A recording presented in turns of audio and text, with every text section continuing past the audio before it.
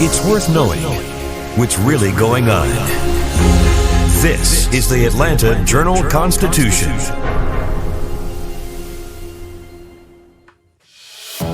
The Braves stumble a bit in Boston. Unfortunately, we put ourselves in a really good position, and the slow bump in the road is only going to be that to us.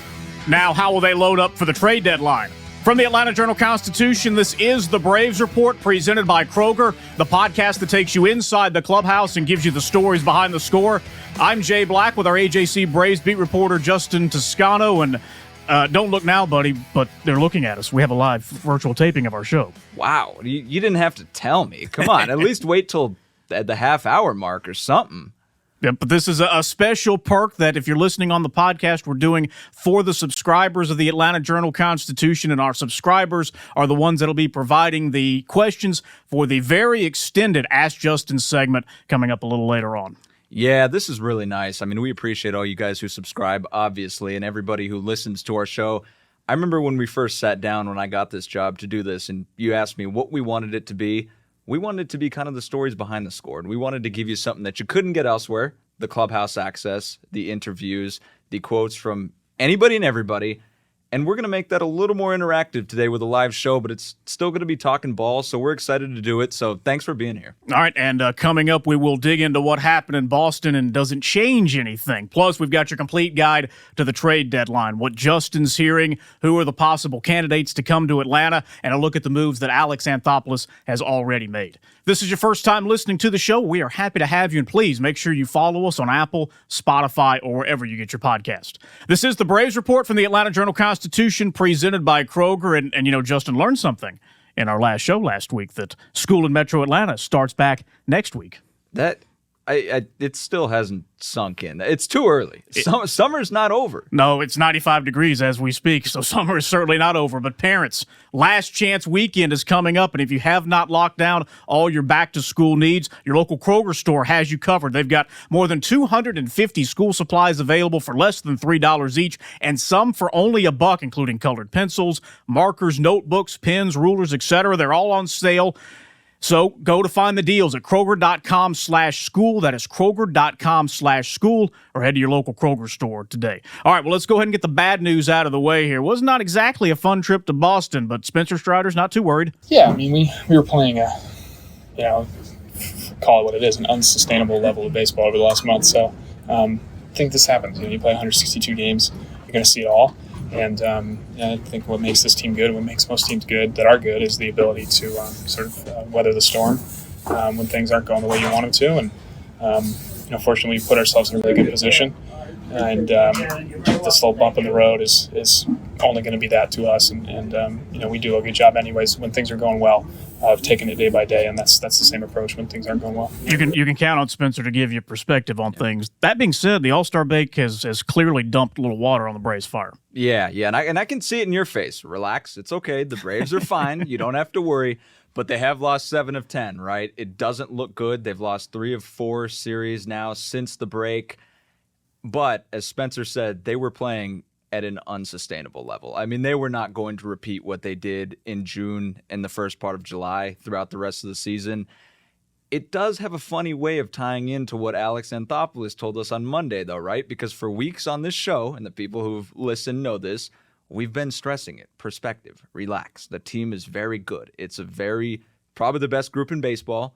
Maybe the deepest group in baseball, certainly the best collection, I think, of stars and established major leaguers in the sport right now. But these past couple weeks show you that you can't always get better. And I thought that tied in really well to what Alex told us on Monday, where he said, look, it's our job to worry, as he always says. And he goes, you don't take anything for granted, because after August 1st, it's only waiver claims. And oh, by the way, because it works in reverse, order of reverse record, the Braves aren't very high on the priority for waiver claims, so they're going to need to get something done by next Tuesday. They already started. Team's fine, but it does underscore there's a lot of room to improve for anybody. The lead is still 10 games over the Phillies and 6.5 over the Dodgers for the top seed in the National League. It's kind of funny, right? We talked this division up so much in spring training. You, me, and Gabe Burns sat there. I think it was the day before opening day for our preview show. Yep. And Gabe, you and me, we debated, well, is it going to be the Mets? Is it going to be the Phillies?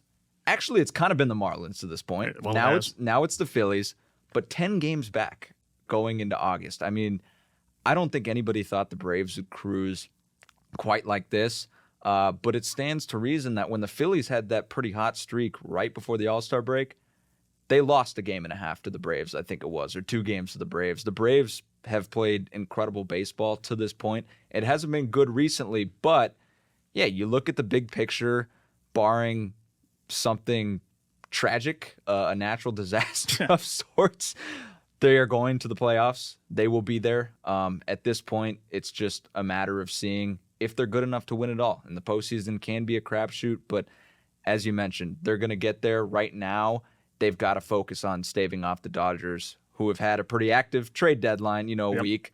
They've got to focus on staving off them, for that top seed, which is going to be really important. Let's step back and look at Wednesday's game a little bit and talk about Spencer Strider. I know that he felt like that was a game he should have won on Wednesday night. I feel like I've really thrown the ball well. Going back a lot of outings, and it seems like, despite a lot of swings and misses, a lot of strikes, just a couple of mistakes that I make in an outing, just can't get away with them. And, it's pretty frustrating to get that deep into my outings. I mean, I've been into the 7th in almost all my outings over the last 8 starts. So, not leave with a comfortable lead. So that's something apparently I've got to figure out. He set the franchise record for 4 straight games with 10 strikeouts or more. But it feels like there should be even more there. It still surprises me that his ERA is over 3.7. Is this the best 3.7 in baseball history entering August? I mean, certainly the most dominant. Yeah, he looked incredible in the Diamondbacks game last week. He looked incredible. He ripped through Boston's lineup last night, and yet you look at him leaving the mound, and he doesn't have a big lead. And it's almost shocking that, yeah, you have to think there's something weird at play, right? In terms of, maybe those couple mistakes just are getting hit. And that's what he said with the Rafael Devers. That pitch was below the zone. That was about as good of a slider as you could throw. He said, "I'm not good at golf, but it went over the fence." Right, exactly. And but the Tristan Casas one, that was one of his probably 4 or 5 mistake pitches, and it got hit out. And he just feels like the mistakes are getting punished. Now Spencer Strider, he's right. Since we talked about him in June, he's got 7 straight outings where he's gone at least 6 innings. That doesn't happen in the modern day game, and 4 straight with 10 strikeouts, as you mentioned. 5 of those 7 outings, 10 or more strikeouts. It's incredible. It's the most dominant run of a 3.05 ERA that I think I've ever seen. And you just wonder, the lines look a lot worse than what you just watched for 2 hours. And it's mystifying, but it's almost interesting to hear it from his perspective, because he's the most insightful guy you're going to find at these things. And really well-spoken, very smart, very reflective. And it was interesting to hear an athlete just say, you know what, I feel like I'm not getting the breaks. Yeah. I feel like, and he said it in his next answer to a question I asked about the Devers home run. He said, you watch other guys and you see them throw their mistake pitches or leave them over the zone or throw, mislocation, and they're not getting punished like I am. So it's he's like, something's going on. I think that's what it is. The game is weird. Sometimes that happens. He's throwing the ball really, really well, and I'm going to go out on a limb and make a wild bet that if he throws it like that, as he mentioned, they're going to be in a good spot the rest of the way. That's the Spencer Strider they want. Also, the Braves can't score 4 runs over 18 innings on the road. That's probably not going to get it done. That's pretty tough on the road, especially against a Boston team that has emerged, that is one of those bubble teams, right? And there's a lot of those. Do they sell? A lot of them in baseball, but they're really coming together. Brian Snitker had a lot of great things to say about them. But yeah, you can't score 4 runs in 18 innings at Fenway Park. All right, want to start talking some moves now? Yeah. Well, everybody's here anyway. Yeah. So Braves had maybe a small flurry of moves here in the last few days. And let's begin with the guy we saw on Wednesday night, Pierce Johnson, who comes from Colorado for a couple of minor league arms, Victor Vodnik and Tanner Gordon. No, stuff overall was really good. It was good to see him out there. You know, it was good to see him out there, get his feet wet. So I like what I saw. He's going to help us. That's Braves manager Brian Snitker. Now here's President of Baseball Operations Alex Ganthopoulos on why they did it. We like the power arm from the right side, his ability to spin the ball, the swing and miss, and we just think it'll be a good complement to our bullpen. But Johnson's ERA is almost at 6, so what does he have to do to fix what's broken? Throw more strikes. I mean, start there. I know my stuff's good. It plays. Got a ton of swing and miss this year. I just gotten some bad counts. Guys have done some damage, and that's on me. But honestly, just get back to basics, throw strikes, and let the defense do the work. So we got a really good team here. What'd you think seeing him for the first time? I thought the stuff was live, man. I thought it was a really live arm. People will go to that one Justin Turner at bat, but one that was a slider that I think obviously he didn't get down enough, but it was off the plate. He had him out a little bit in front, and he was Justin Turner in his career against Pierce Johnson before that. 0 for 7, including a playoff at bat with 2 strikeouts. It happens, but I think it's a really live arm. I thought the stuff was really, really good, especially considering that this is a guy who got traded on Monday. Had to uproot his entire life. Luckily, Denver was home, so he had to get the car out, had to worry about the 2 little ones, had to make sure his wife felt settled. Things like this are going to happen. These guys are humans. I think it's a nice addition. The one thing I did focus on is the numbers at Coors Field, much worse than the numbers away from Coors Field, and he will not be pitching at Coors Field. I guess he could down the stretch in, one series, but I look at him as a guy you'd think 97 mile an hour fastball, fastball that averages 96, curveball. He's got power stuff.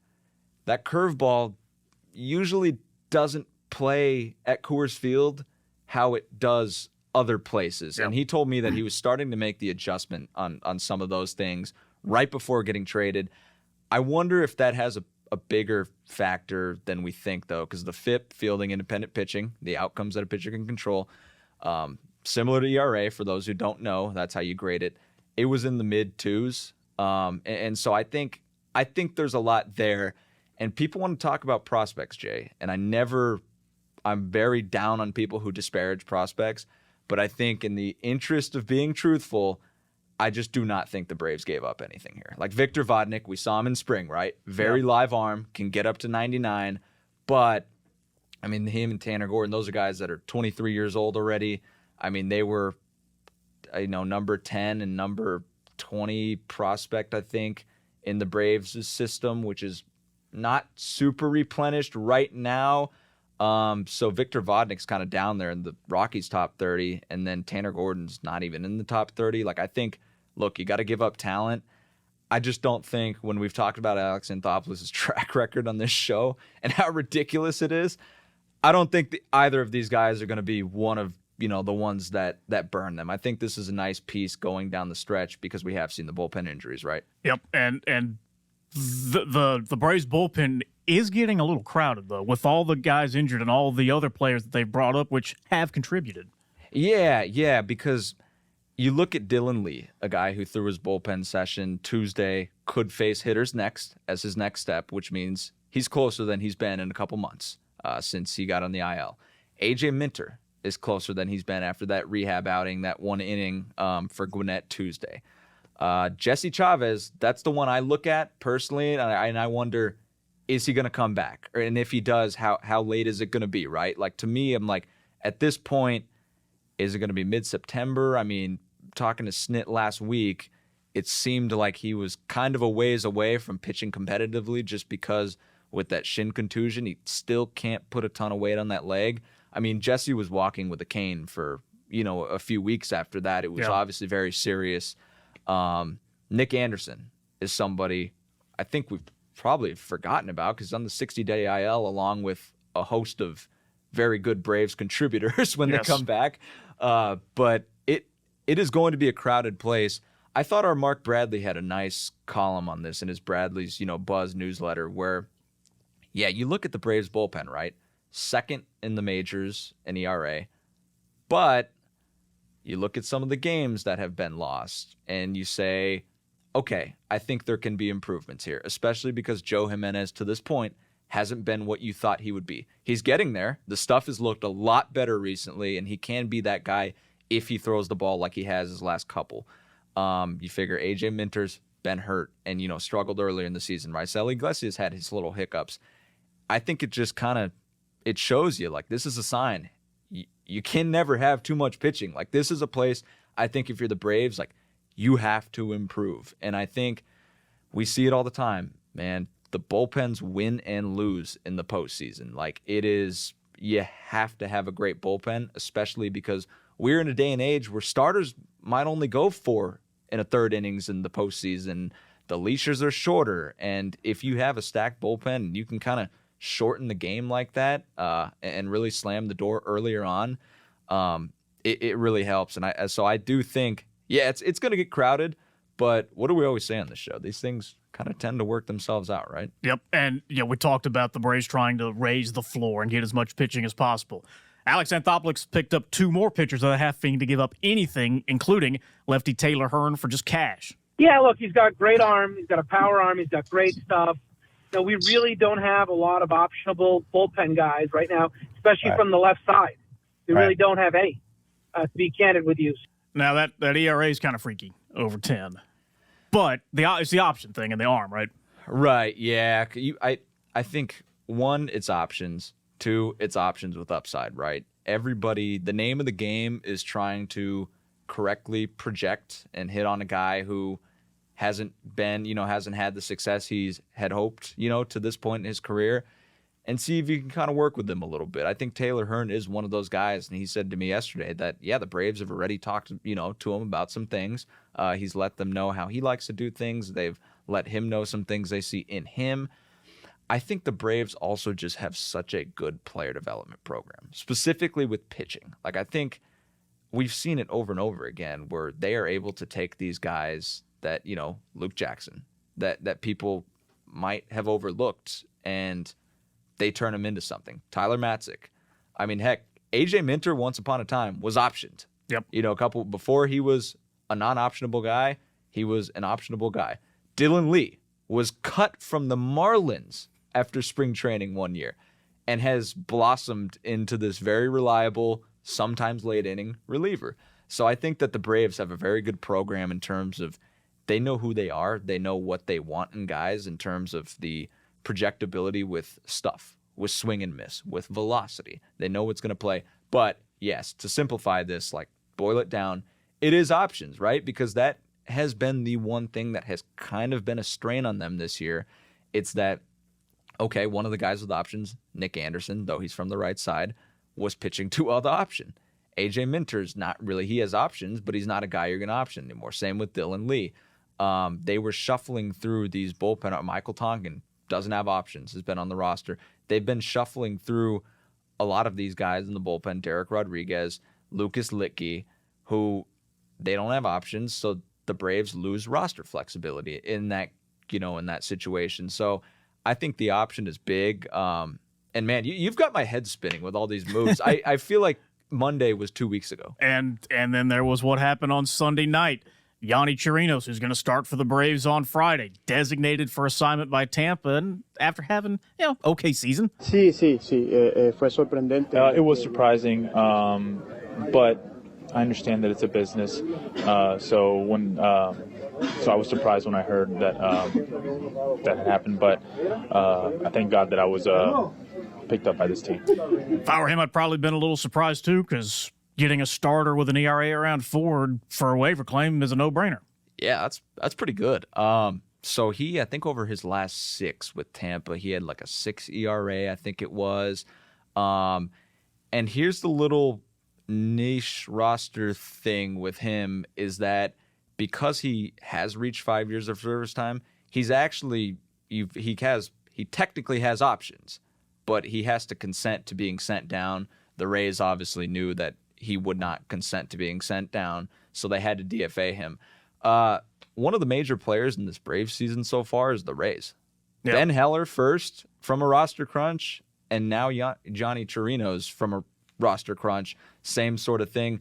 The Braves think he has upside, so much so that They optioned Michael Soroka, whom they, did not feel was rather sharp. Now, he looked like maybe he was turning the corner a little bit in his last start. He went 6 innings, but he hasn't been great. He hasn't been up to his standards. And our Ken Segura, our columnist, talked to him yesterday, and basically Soroka said, they told me they were acquiring a pitcher. I didn't ask too many details. That's not my job. But Soroka said he understood, right? He understood the move. He understood that standards are high.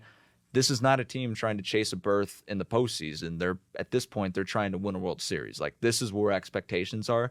The standard is very high.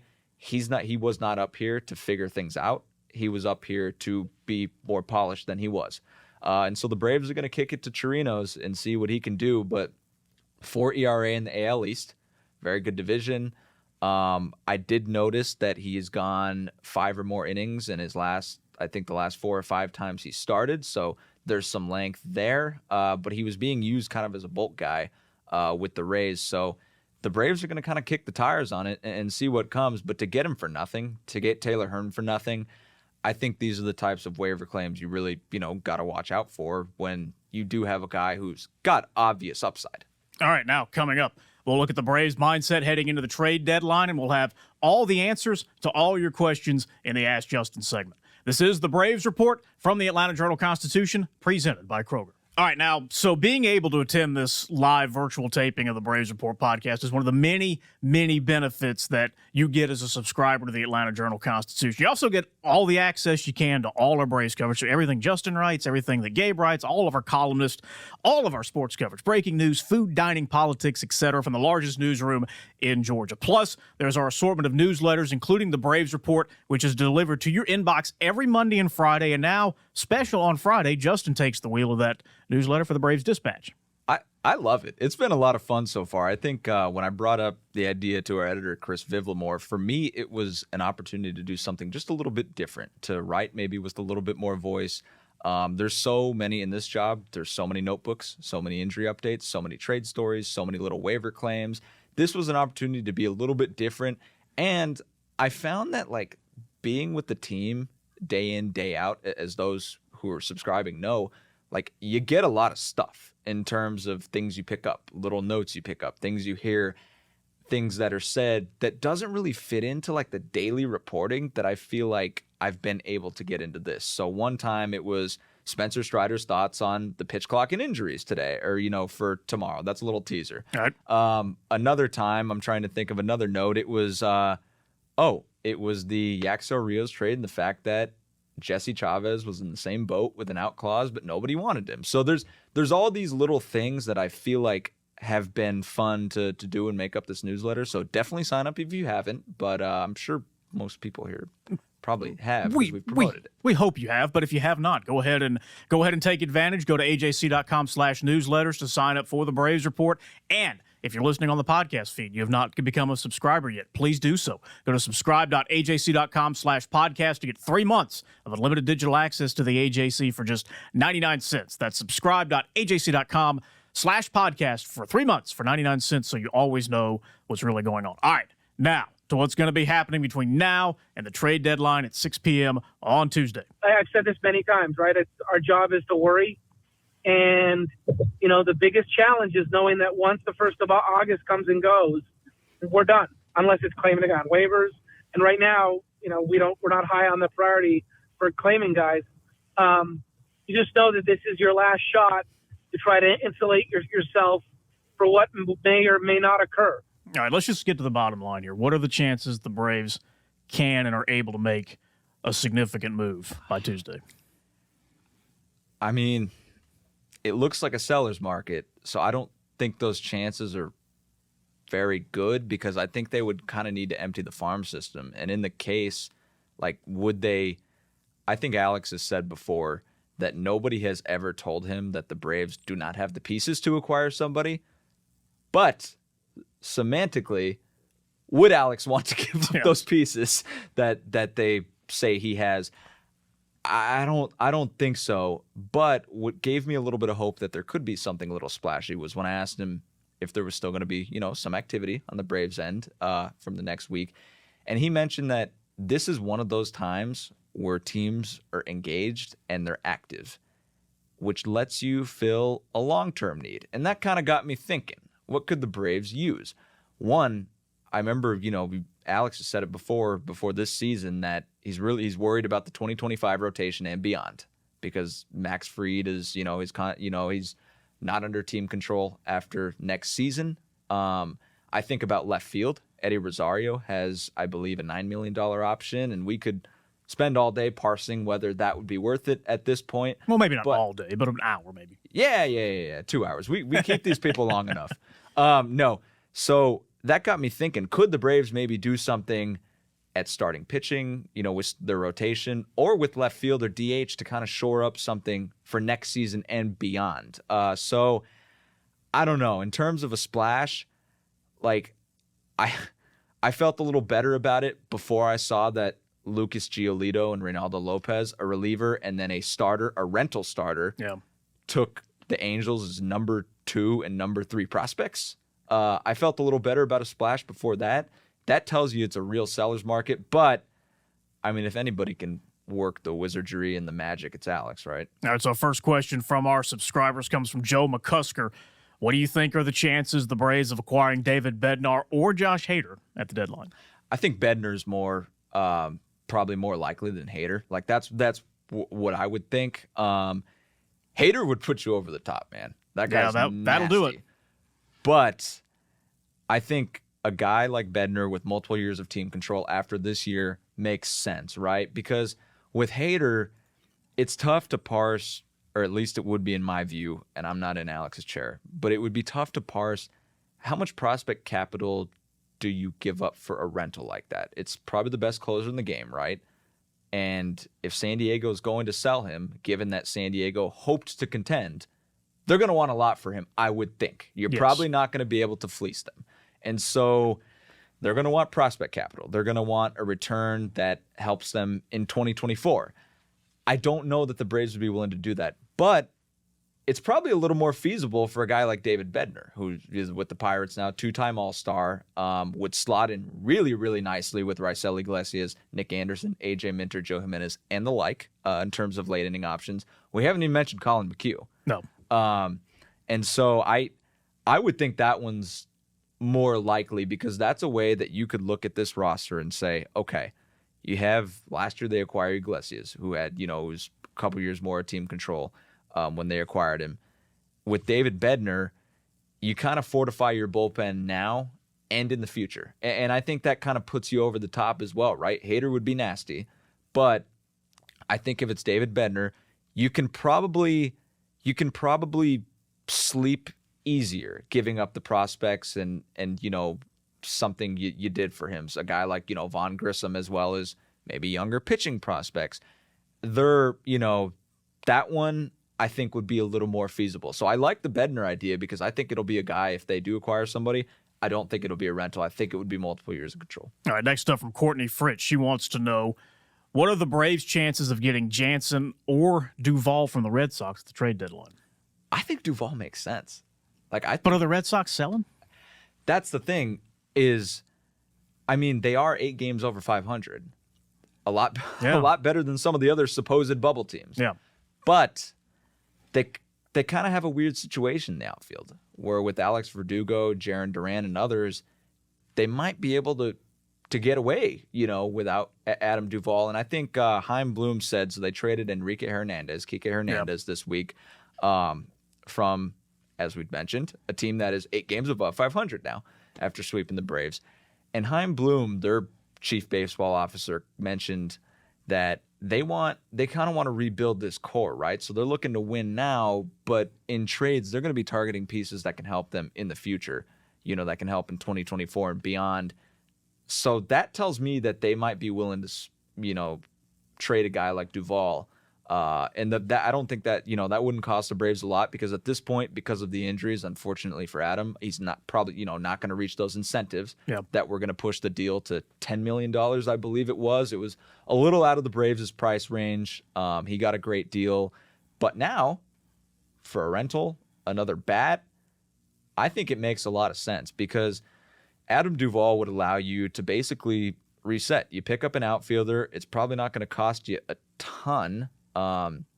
especially because if they're willing to sell, that means he doesn't have as much of a role over there, right? So you've got that leverage, I think. But it's not going to cost you a ton.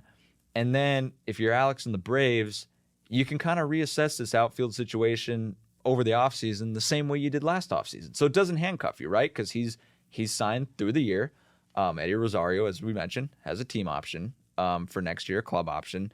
And so you really don't lock yourself in anything. So if that player that you really want, and Alex always talks about, it's player specific. If that player who could really turn the tide, like over the offseason, we talked Brian Reynolds, right? Like a guy like that, he's since extended. It'd have to be somebody else. But if that player you really want isn't feasible now, Adam Duvall gets you another good bat through, the end of the season. And then you get the same flexibility in terms of getting to reassess your left field situation for next year and not have to lock yourself into anything. So I think that one makes a lot of sense. Kenley, not so much because, there's a reason. I think, the Braves, I don't think they need him, and I don't think Boston would be willing to sell him. But I think Adam Duvall makes a lot of sense. All right, let's roll into our expanded, enhanced Ask Justin segment where we usually answer Braves fans' questions on Twitter at Justin C. Toscano. But now we're going to do it on our chat, and we've already taken all these email questions. And we got so many, so we're going to pick up the pace here a little bit. So let's start with a chat from Perry James. Is the recently brought-up reliever from Cuba, Daysbel Hernandez, being groomed as a future closer? I think I don't know. I think it would be strong to say groomed as a future closer, but he's certainly been brought up because you want to see what you have, right? Yeah. Especially before the deadline. Like, you got to see what you have. And he was the next best option once they shuffled through, and then they eventually optioned Alan Winans, who started that Saturday game. Daysbel Hernandez had struck out 17 of the last 23 batters he faced over between AA and then a couple AAA stints before being called up. He's definitely got closer-type stuff, but received kind of a welcome to the big leagues this week with that home run late in Monday's game. Really good arm, though. Really good stuff. It's too soon to know quite yet, but I do think this is a guy with potential to be a late inning reliever. And yeah, like he forced his way here. They wanted to get a look at him. Let's go to Richard Lapid now. And although the Braves have had a recent skid, they're still 10 games ahead. They seem to be vulnerable with the relievers in late innings and defense where errors come back to bite them. We've also had another question about the Braves defense. Your thoughts there? I know. That's probably the one area, you knew they were going to hit. And I thought they'd play pretty good defense because if you look across the board, they do have good defensive players. Matt Olson isn't a negative there to me. Austin Riley's improved by leaps and bounds. Orlando Arcia has been tremendous. Ozzy's been, here and there. He's made some uncharacteristic errors, but he's also made some great plays. And their outfield defense, right and center, is about as good as you can have in terms of the arms, in terms of the range. Their defense has been worse than I thought it would be. That's certainly a little bit of an issue late in games, right? Like we've seen it creep up. They haven't been as crisp as maybe they've wanted to be. It hasn't really bit them because they're almost 30 games over 500 still. But it's one you look at because what matters in the postseason? Pitching and defense. Yep. And so, yeah, you look at those late innings and you look at the issues with relievers sometimes and you look at the issues defensively. Defensively, like, these are the guys they're going to throw out there, right? Like, they're not fixing it. Now, the one area where I think they could look to do something is, say they don't acquire an outfielder at all. How many more starts should Kevin Pillar get, right? Is Eddie Rosario hitting well enough to justify being a bat-first guy in the lineup who isn't playing great defense? He cost him a run the other night. That I think about that play in Cleveland, going kind of that walk-off hit. It was hit hard, but I think Kevin Pillar maybe gets to that ball. Kevin Pillar's shown you a lot that he's still got a lot defensively, especially as a corner outfield guy. I don't think it's something that necessarily I'm ready to say is going to doom the Braves this season. Every team has ugly losses, has kind of unsettling losses about it during a 162-game season. But, yeah, I think it's something to watch, especially because if the defense continues, these are the guys that are going to be rolling out there. This is the core. Like, they are here. They will be starting every game. From Paul Griffin, with the exception of catcher, are the Braves wearing out their regulars? That's a good question. Snit has always has made the argument that his guys have such great seasons because they play every day, because baseball is so rhythmic. There is something to that. But, I mean, every team rests its starters here. It rests, guys. Every guys other team in sports is going with load management. The Braves taking a different tactic. Yeah. So, I mean, I don't know if they would ever say it, but you do wonder, right? Because every other team in the sport, I don't think guys post quite like they do for Atlanta. And that's a good thing. That is something to be proud of. That's something to take pride in. They obviously do take pride in it. It helps them have great seasons and be consistent. And when guys are slumping, they know they're going to be in there the next day. And it gives you that confidence boost. Snit sticks with his guys, and that's a good thing. And it's great that they post. They get a lot of value out of those guys. But, yeah, I do wonder. Catchers have been a very even split. And I'm pretty sure if you ask Sean Murphy, he'd say he feels fresher now than he did at this time in Oakland last year, the year before. But, I mean, you look at those infielders, man. There's a reason not everybody plays every day anymore. Next up from Theron Scott. Do you think there'll come a day when Snit leaves Strider in a game with a similar situation as last night? Yeah, for sure. I just think that last night it looked like Strider wore down a little bit. I mean, you had... So I think where Theron's coming from is... Yu Chang, I believe, was up next, right? Was after that single, and Strider had gotten him out twice. And I think there's an argument to be made for leaving him in, but you saw the home run. And then when a single immediately follows the home run, another hard hit ball, I think that kind of made the decision for Snit a little bit. And he said, I kind of asked him something similar to that last night. We're like, hey, did he run out of gas a little bit? He was like, look, just, he had a great performance. Emotionally, these guys go through a lot, the starting pitchers. I think there is going to be a day where Snit gives Spencer those reins like he would give somebody else those reins, right? I think we can agree, if that's Max Fried out there in, late July, August, he probably stays out there, right? Unless there's something drastic. Spencer had pitched so well that I think he earned the right to stay out there, but Snit's also got pretty good feel of young guys and when they wear out mentally and just not giving him too much and not wanting him to end on a sour note. He'd already pitched so well. The way he thinks about it, he did his job. It's on everybody else at that point. But I think there will come a day where we see him push it a little bit. Speaking of Max Fried, this is from James Quinton. When's Fried coming back? And from J. Rucker McCartney, when's Kyle Wright coming back? So the Braves said that Max Fried felt under the weather.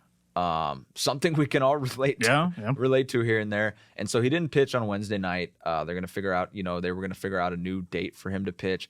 I would think because the maximum amount of days a rehab assignment can be is 30 for a pitcher. So if he started, first week and a half into July, 9 days, I think it was in July, that you can kind of do the math. So I think if he is physically well and everything goes well on his next rehab start, I would think he would be back in the rotation after that. So I would think late next week at some point you would hope, or I think. So what are they, that beginning of that 3-city road trip maybe? That would be what I would be looking at if everything goes to plan. All right. And then Kyle Wright. Right? Okay. That one is going to be, at this point, I would think September. I mean, and it won't be, we're already almost at August. At first, it looked like early September. I'm starting to think it's going to shade toward the middle of September, because you look at Max and how long it took him from the time and this isn't anything on Max, this is just the progression they use and that the medical staff uses, which keeps these guys safe and healthy. When you look at Max and where he went from facing hitters to then going on a rehab assignment to now, a good chunk of time, right? Yeah. So Kyle, if he, we'll get an update on him when the homestand begins again. On Friday. And so you would think that to be back in early September, he would basically have to face hitters, in about a week. So I think it's going to be shaded toward that second week of September, if not the middle of September. Still enough time, because you only need, 3 starts probably at the big league level to kind of get your sea legs under you and get ready for the postseason. So I think all is not lost yet for Kyle Wright. But, Jay, what we're talking about here is the reason that I think if you're Alex Anthopoulos, you need to look hard at adding a quality starting pitcher. Next question from Paul Kurtz. This is on Marcell Ozuna. He's not a disciplined hitter, and he's had some off-the-field problems. Is it over for him at the end of this season? That's tough. He's so well-liked in the clubhouse for about a month and a half there. He was the Braves' best hitter, not named Ronald Acuna Jr. I mean, when he's hitting, he's perfect at DH. And, like, he's had positive impacts in the clubhouse, from helping Michael Harris snap out of it to helping Matt Olson with his swing. I think there are a lot of redeeming qualities that Marcell Ozuna's teammates see in him. Fans might not agree, and, like, I wouldn't blame you if you didn't. But I do think that I'm not ready to say that it'd be over for him yet. Let's see how the rest of the season progresses, because he still showed what he can do over a month and a half period of time. But that was after starting the season on kind of a somewhat historic slump. I'm not ready to say that it'll be the end for him, though, just because I just think that teams are so reluctant to eat money. All right, we'll pick up the pace here with the last few minutes we have with you guys. From Wade Malone, do you see a possibility of the Braves trading Vaughn Grissom at the deadline for pitching? Yeah, definitely. That's one I think you have to. Like, you're going to have to, right? Like, you would, if you want to get, I'm not even saying a frontline guy. If you want to get a middle-of-the-rotation guy or above, you would think that somebody like Vaughn Grissom, somebody ready to play in the big leagues now, would have to be part of the return. Because these teams, yeah, sure, some teams, the Orioles of the last however many years before last year would take only prospects, right? But a lot of these bubble teams we're talking about, they want to be good next year. And they want to be good the year after that. They can't wait 3-4 years.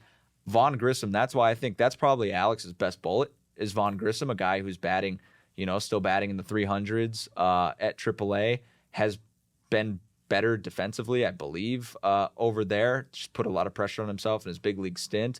That's Alex's best bullet, because he's the most major league ready player without taking anybody off the active roster right now. All right, last question from Thomas Knott. What is your routine, if you have one, in the locker room pre- and post-game on how you cover the beat? Oh, that's a good one. Yeah, so I like to, when I get up in the morning, well, actually probably before I get up, the night before, I always have story ideas circling in my head. Stuff might happen. I might hear things. But I usually have a general idea of who I want to talk to. So when I get to the ballpark, I'll pop my stuff down. I'll look up, stats, see what it kind of prepare a little bit, do more preparation that I might not have done at home or the hotel, whatever. And then I'll go into the clubhouse. I like to balance it, because you're around these guys so often. Like, you've got to do the job, and you've got to tell stories, and you've got to get information. But I'm also around every day. Like, I want to be scarce to a certain point, like, it's a balance. Like, I don't want to be in their face every single day. So I try to just talk to the guys I need to talk to, and I try to fill in creatively. Like, if there's a guy who can talk about another guy, I'll use some of that so I don't have to talk to somebody that I regularly need to talk to. Obviously you need to tell the best stories and get the best stories, so I'll do whatever it takes to do that. But I do think that, so that's pregame, kind of just going around and talking who I need to, and budgeting throughout the week and using my time wisely and being like, okay, in this 50 minutes, if I see one guy that I might not ride on today, I'll still get him, because then that saves me a little bit. That covers me a bit for the rest of the week. Kind of like if you're a GM covering yourself with pitching, right? Lining up pitching. Post-game, it's more standard. At home, it's the interview room. On the road, we go to the manager's office. And then you kind of get who you need based on post-game that night. But pre-game's interesting. I feel like that's the game inside the game nobody thinks about, in terms of, like, having to get stories. Whether it's a guy throwing a bullpen, might talk to him. I might, a couple days, chat up Kyle Wright to see how he's doing. Just get stuff like, just to get a feel of things. I like to have a kind of a umbrella's worth of a feel for everything going on, but then I dive into certain things. So I'll talk to certain people about certain things. And, like, so much of what I learned is probably, like, off the record conversations, right? Like, is asking, a Spencer Strider after I do interview him, like, hey, turning off the recorder and being like, what do you think about this? Or how would you approach this? And that's how I've learned the game. So I try to balance it. Like, I try to use it as I'm there to get you guys cool stories, fun stories, informative stories, and do the reporting. But I also need to blend that with my own curiosity, because, like, that's the best part of being there, is you're around the 1% of guys in the world who do this, and they can teach you so much. So I've learned a lot there too, which I think also informs what we do, what I do writing wise, and what we do video wise. So We should have done this live show for about 2 hours. We have so much that we could get to.